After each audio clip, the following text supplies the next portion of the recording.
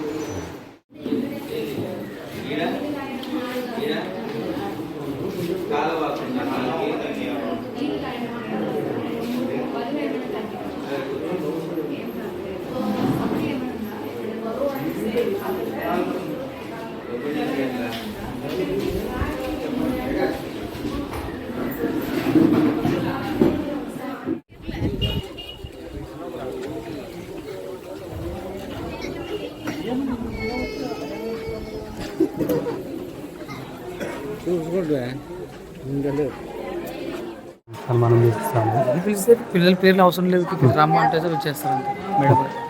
అదే ఇక్కడ చెప్పాల్సింది ఏమంటే సర్పంచ్ గురించి కంటిన్యూగా మీరు ఉండాలి కదా.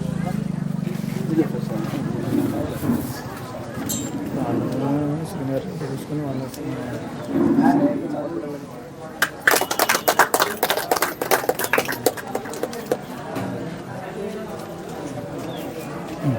కూర్చోండి, అట్లా కూర్చోండి. సెలవు వేయండి, ఒకరు దండే మేడం. సారీ మేడం, పేర్లు తెలియవు ఎందుకని డైరెక్టర్ అట్లేదు. సైడ్ నిలబడ మాకుతులు చూడాలి, అక్కడ చాలా చేయండి. వాళ్ళు నిలబెట్టారు అట్లా.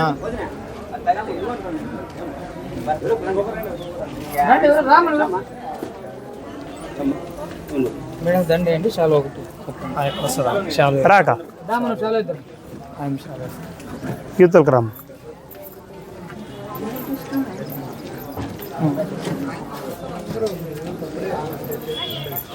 యూతులు చూడండి, యూతులు రా.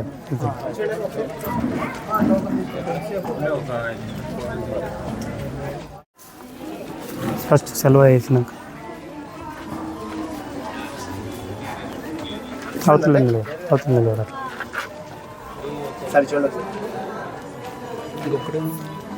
మేడంకి పాపా ఒకరు చేయండి, ఇద్దరు కలిసి చేయండి. అవతల ఒకరు ఇతల ఒకరు నిలబడండి, అట్లా నిలబడి రైటా. కలిసి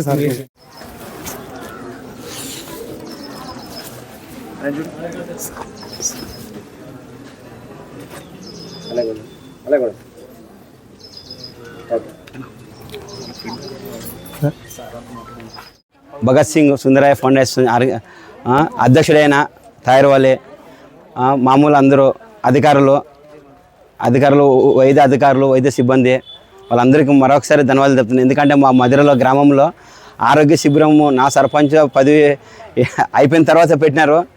అయినా కానీ శాయశక్తులుగా ముందుకు వచ్చి వాళ్ళకి సాయం చేస్తూనే ఉంటాను ఎప్పుడు దయచేసి ఆరోగ్యం విషయంలోన.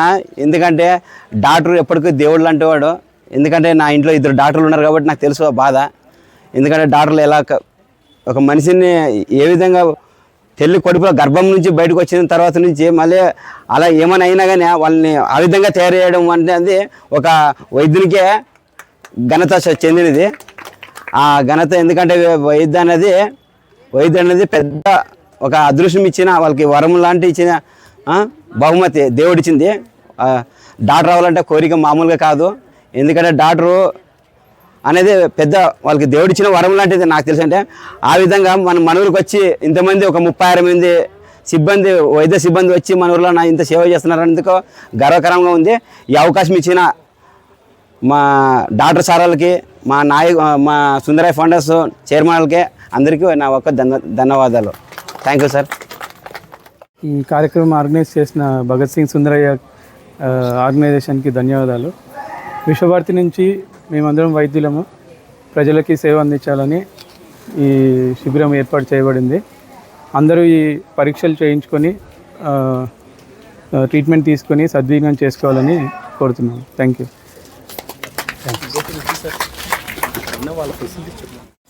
అందరికీ నమస్కారం అండి. ఈ కార్యక్రమాన్ని ఆర్గనైజర్స్ అందరికీ కూడా మా విశ్వభారతి మెడికల్ కాలేజ్ నుంచి ధన్యవాదాలు తెలుపుకుంటున్నాను. మన కాలేజీలో అన్ని విభాగాలు అంటే general medicine, general surgery, gynaecology, చర్మ వ్యాధులు, ఈఎన్టీ, కళ్ళ ఆప్తాలు ఇలా అన్ని డిపార్ట్మెంట్స్ మన కాలేజీలో ఉన్నాయి.